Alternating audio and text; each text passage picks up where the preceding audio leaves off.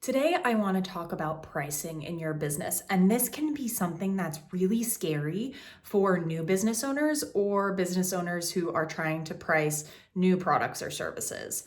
And this is kind of, a little bit of bad news, but you're always going to have people telling you you're too expensive. No matter what your price point is, you will always hear that. So you really can't let that feedback affect your how you think about your prices. The key to pricing appropriately is really market research and mindset. That's really where you're at. I know in the online business space, it's very trendy to say, charge what you're worth, right? But I actually really take issue with that because your self-worth shouldn't be tied to your business in any way, right? Your business is a business. Your worth as a person, as a business owner, is completely separate from what you're charging for your products and services. So I really take issue with that whole charge what you're worth statement. I also have an issue with that saying, because that's all well and good.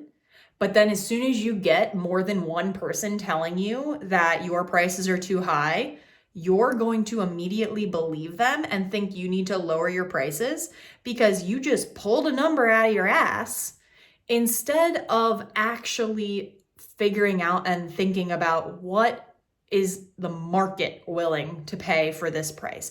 What is my target customer willing to pay for this product or service, right? And unless you know that, you will never have enough confidence in your pricing to not let those people who are saying, oh, it's too expensive, you're too expensive, you're charging too much.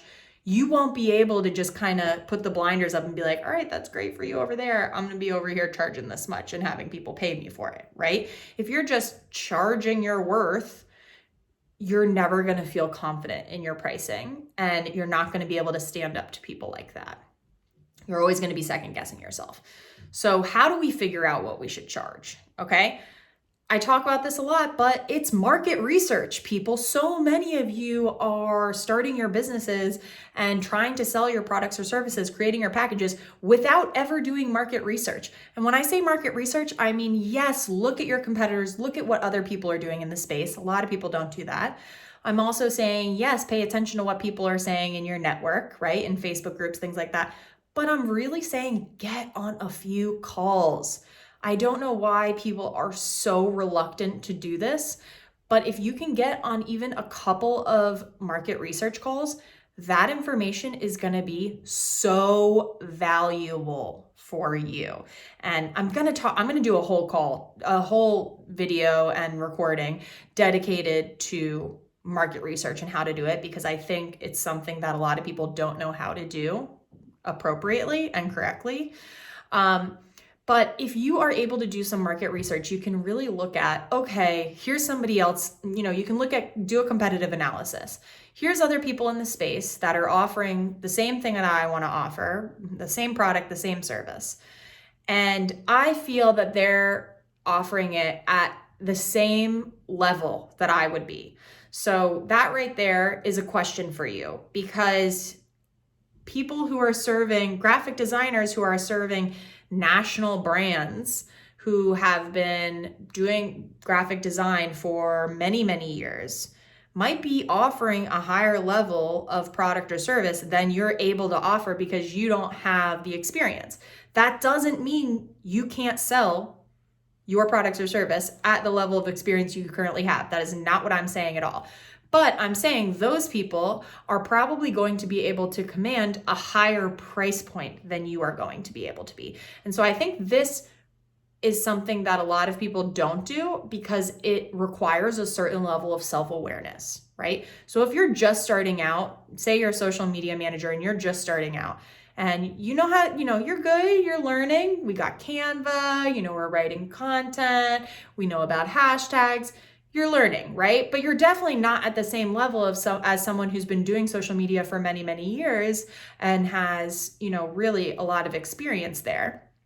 Look for competitors who are at your level. Look for other people who are offering services at or around your level, okay? And then get a general idea of what are the price points around that, right? Next, what I really want you to do is ask around, right? You can ask people, oh, I know you hired a social media manager. Are you happy with them? Your social media looks great. You know, if you don't mind me asking, what are you paying for that, right? I'm just trying to find out because I want to know.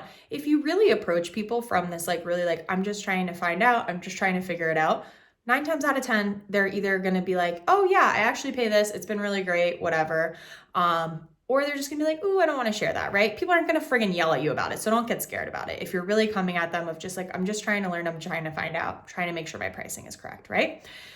The next thing is get on some market research calls with your ideal customers, right? Okay, how do we do that? They're not willing to do that. Well, first of all, I would really suggest reaching out to your network, trying to connect with other people who are offering similar services, right? And these people could, I would connect and try and get on market research calls with people who are offering similar services, whether they're at your same level or higher than your level, because guess what? Everybody started somewhere. So even if they're further along now, they might have been where you're at earlier, right?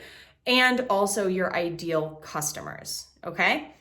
Reach out, ask people, be really, I want to learn. I want to make sure I'm doing this correctly, right? And people will want to help.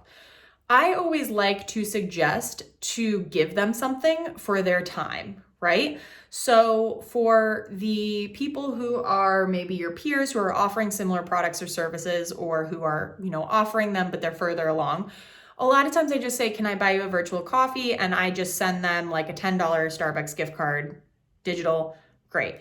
And, so I'm giving them that something for their time, right? And usually that's pretty easy. $10 Amazon gift card, whatever you want, $15, whatever. Doesn't have to be a lot. And you're going to keep these market research calls super tight. They're going to be like 20 minutes max, because you really want to be respectful of those people's time, right? In terms of your ideal customers, you can do that if that's easier, or you can offer them like, I'd love to give you a social media audit for free in exchange for getting on a market research call, or something that you think they would find valuable, that you can give them for free, either your time or a product or service or whatever, that you can give them for free in exchange for this 15 to 20 minute call. Or you can just buy them that virtual coffee, $10 Amazon gift card, whatever, right? This is just like, it's showing that you really value their time, right? And it's gonna just help you to get people on that call. When you're on that call, prepare some questions ahead of time, right? So on your market research call with your ideal customers, you're really wanting to get familiar with what are their pain points, right? What are they struggling with? What is the solution to their problem that they're really looking for, right? And even within that, like, what are their specifics around what they need help around that, right? Ask, what would you pay for something like that, right? And you can even, if they're, oh man, I really don't know, you can even kind of give some prompting and some suggestion around that. Would $500 a month be too much, or would that be in line, right? Something like that. Ask the pricing question on these calls, right? But ask them what their needs are, what they feel their goals are around purchasing that product or getting that service or whatever, right? What's the transformation they're hoping to see there? What's the result they're hoping to see there, right? And then you can get into a bit of more of a conversation. The key is going to be really either recording that call or taking very, very diligent notes during that call. I just usually ask them if I can record it, because you're going to want to use their own verbiage in your marketing content later. So if you're going around and talking about social media I don't know. If you're using a totally different word than they're using to reference something, right? Social media content versus social media manager, whatever, right? You want to use the words that they're using. Meet them where they're at with your verbiage. Meet them where they're at with your content. You can also look at, okay, what are their big pain points around that? And address that in your content, right? Answer some of those questions in your free content. It's super, super great. And I'll talk more in depth about that in the market research recording that I do. But you can start to get a feel for this pricing piece, right? And now, between your competitive analysis that you did on your own, asking other people in your network, talking to your peers or people who are further along in the process and talking to your ideal customers, you're going to start to see a little bit of a pattern in that pricing, right? And that is going to be your jumping off point for your pricing right there. From there, you can look at, okay, how many hours a month is each client going to represent for me? How much do I need to make per month? So from there, okay, I need to make X per month. If this is going to be my price point, so I need to make $5,000 a month and I'm going to charge $1,000 per client. So that means I need to get 5 clients. I need to have 5 clients at any given time per month, right? And every client is going to take 10 hours a week, right? 40 hours a month. So that means I'm actually working 50 hours a week, right? A little high, right? So we either need to outsource a little bit of that, tighten up those processes, automate some of that so that I'm not spending 10 hours per month per client, or we need to up our prices a little bit there, right? $12.50 a month so I can get 4 clients instead of 5 clients in order to reach my revenue goals.